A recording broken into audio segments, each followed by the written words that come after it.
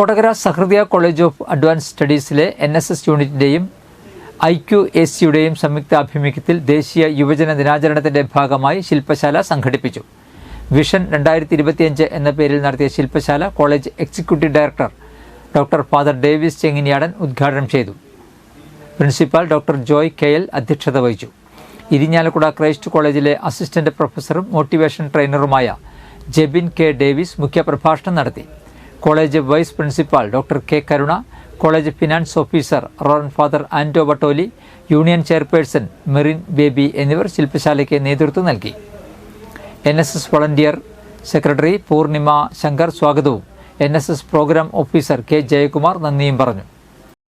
So today we are celebrating International Youth Day observance. Already I had a good message in the assembly, so I don't want to repeat it again.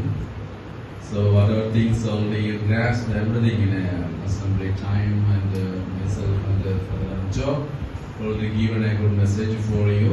So it is with your everything in your brain and your recollection and memory. So I don't want to repeat it again.